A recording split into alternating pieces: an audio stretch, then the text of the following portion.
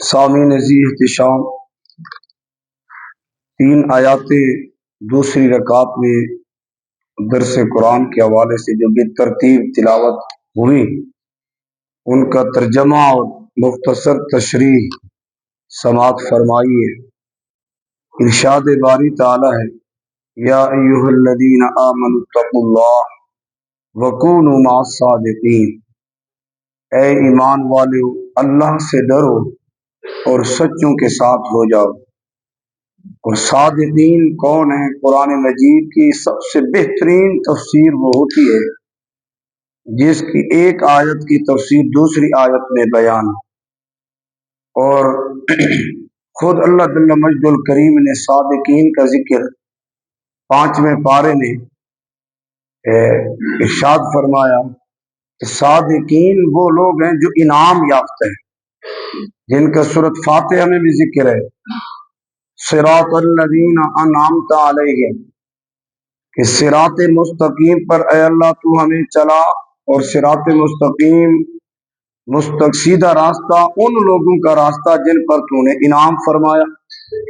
اور ان کا ذکر قرآن مجید قرآن رشید کے اندر انعام یافتہ لوگوں کا ذکر سورہ نساء میں 5ویں پارے میں فرمایا، اولئک الذین انعم اللہ علیہم من النبیین والصدیقین والشہداء والصالحین، یہی وہ لوگ ہیں جن پر اللہ نے انعام فرمایا ہے، نبیوں میں سے، صدیقین میں سے، شہداء میں سے، صالحین میں سے، اور یہی سب سے بہترین رفاقت اور معیت ہے۔ اب اللہ رب العزت نے سچوں کے ساتھ ہونے کا حکم فرمایا، اس کا مین فائدہ کیا ہے؟ انسان نیک اعمال کرتا ہے تو ان کی حفاظت ضروری ہے، اور اس سے پہلے لفظ جو ہے ایمان لے آؤ اور اللہ سے ڈرو۔ تقویٰ ہر نیکی کے کام کے کرنے کو کہتے ہیں، ہر گناہ سے بچنے کو کہتے ہیں۔ اب یہ ہے انسان کے اعمال، ایمان بھی اس کے پاس ہے، نیک اعمال بھی اس کے پاس ہیں، گناہوں سے بچنے کی جو ہے صفت بھی ان کے پاس موجود ہے، لیکن انسان کا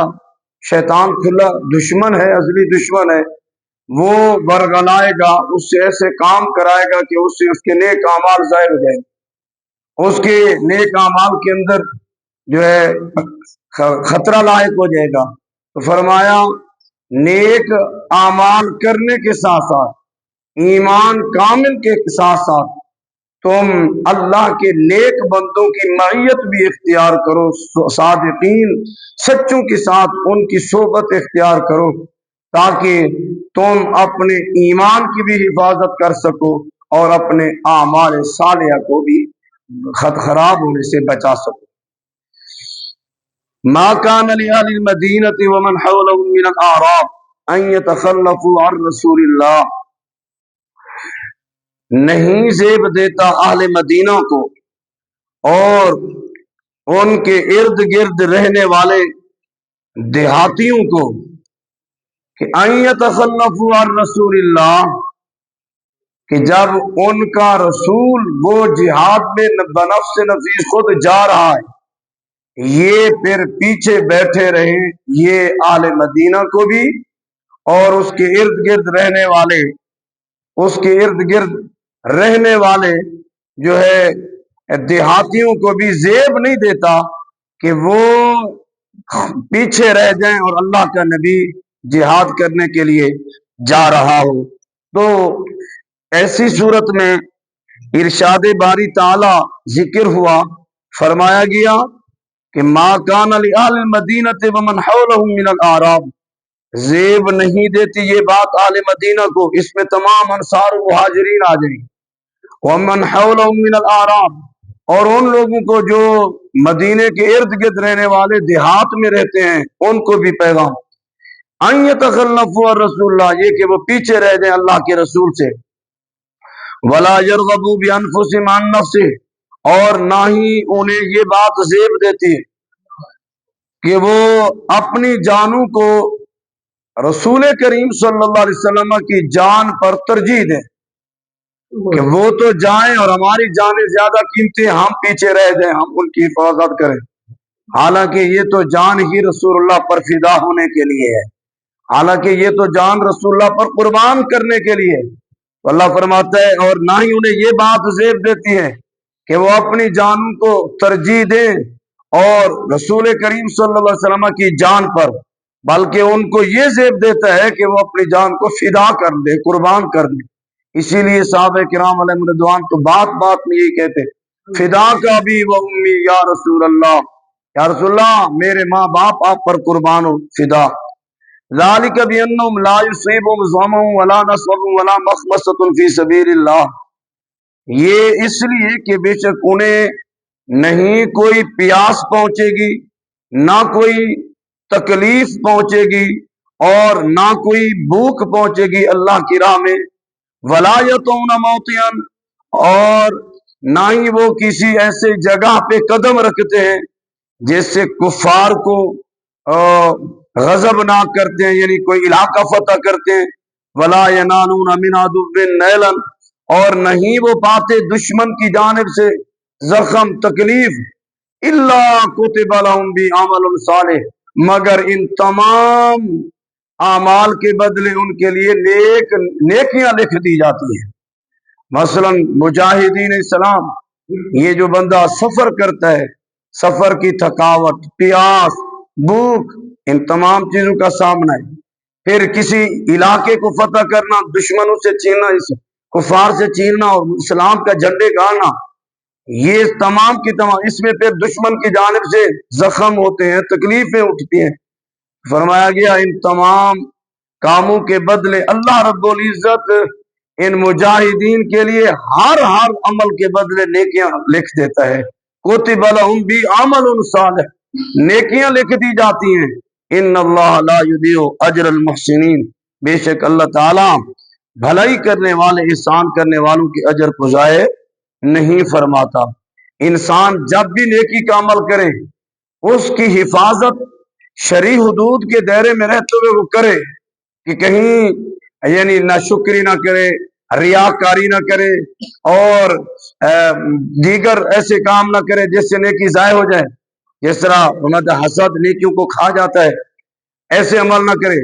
ورنہ اس کی نیکی کی حفاظت خود رب فرما رہا ہوتا ہے، کیونکہ رب العالمین بھلائی کرنے والوں کے اجر کو ضائع نہیں کرتا، کیونکہ اجر و ثواب رب العالمین کے ذمہ کرم پر ہے، وہ خود عطا فرماتا ہے۔ ولا ينفقون نفقة صغيرة، اور نہ ہی وہ تھوڑا خرچ کرتے اور نہ کوئی زیادہ، ولا يقطعون واديا، اور نہ ہی کوئی وادی طے کرتے ہیں، الا كتب لهم، مگر ان کے بدلے بھی ان کے لیے نیکیاں لکھ دی جاتی ہیں۔ یعنی آپ یوں سمجھے قدم قدم کے بدلے نیکیاں لکھی جا رہی ہوتی ہیں، اور اگر کہیں کانٹا بھی چبھ جائے مجاہد اسلام کو، تو اس کے بدلے بھی اللہ رب العزت اجر و ثواب عطا فرماتا ہے۔ ٹھوکر لگ جائے، گر پڑے، چوٹ لگ جائے، اس پر بھی اس کو اجر و ثواب دیا جاتا ہے۔ فرمایا لیجزیہم اللہ احسن ما کانوا یعملون، تاکہ اللہ تعالیٰ ان کو اس سے بھی بہترین جزا دے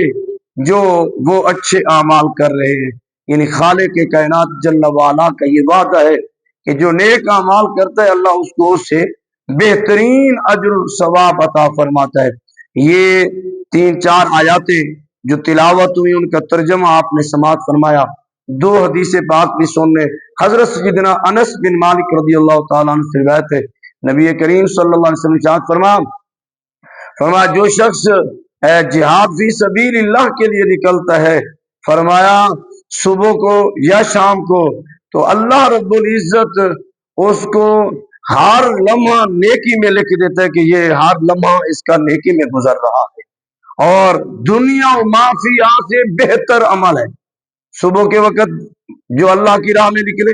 شام کے وقت اللہ کی راہ میں نکلے، فرمایا دنیا و ما فیہا سے بہتر ہے۔ اور دوسری حدیث پاک جس میں نمازی کی بھی شان ہے، اللہ رب العزت کے گھر میں آنے کی بھی شان ہے، نبی کریم صلی اللہ علیہ وسلم نے فرمایا 3 شخص ایسے ہیں جو اللہ کی امان میں آ جاتے ہیں، اللہ رب العزت کی امان میں آ جاتے ہیں۔ نمبر 1 فرمایا جب مجاہد فی سبیل اللہ جہاد کے لیے الہ کلمت الحق کے لیے نکلتا ہے، تو اللہ کی امان میں آ جاتا ہے، یہاں تک کہ یہاں وہ جام شہادت نوش کر کے اللہ اسے جنت میں داخل کر دے گا، یا پھر وہ مال غنیمت اور فتح حاصل کر کے غازی بن کے واپس اللہ اسے پہنچائے گا اس کے گھر، یہ اللہ کی امان میں رہتا ہے۔ اور دوسرا وہ شخص، فرمایا جو شخص گھر سے مسجد کی طرف آتا ہے اور قدم قدم اللہ کی وہ پناہ میں آ رہا ہوتا ہے، اور جتنے لمحات وہ اللہ کی رضا کے لیے مسجد میں رہتا ہے، رب العالمین کے محبوب علیہ السلام نے فرمایا وہ اللہ کی امان میں ہے۔ تو جو بندہ اللہ کی امان میں ہو اسے چاہیے کہ وہ اپنی قسمت پہ رشک کرے کہ خالق کائنات کی حفاظت اور حصار اور امان میں اس کو چند لمحے نصیب ہوئے ہیں۔ یہ کتنی بڑی سعادت کی بات ہے، مسجد کی طرف قدم چل کر جانا اور اللہ کو راضی کرنے کے لیے۔ اور تیسرا وہ شخص، فرمایا کہ جو شخص اپنے گھر میں داخل ہو تو اور وہ بسم اللہ الرحمن الرحیم پڑھ کر السلام علیکم ورحمۃ اللہ کہہ کر داخل ہو، فرمایا وہ بھی اللہ کی امان میں رہتا ہے۔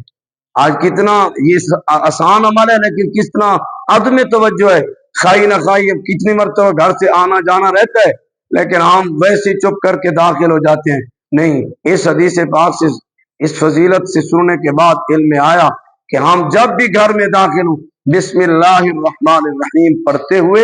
اور السلام علیکم ورحمۃ اللہ کے لفظ بول کر پھر گھر میں داخل ہوں۔ اور جب یہ بندہ عمل کرے، حضور علیہ السلام نے فرمایا وہ اللہ کی امان اور پناہ میں ہوتا ہے، اور جو اللہ کی پناہ میں ہوتا ہے پھر وہ شیطان کے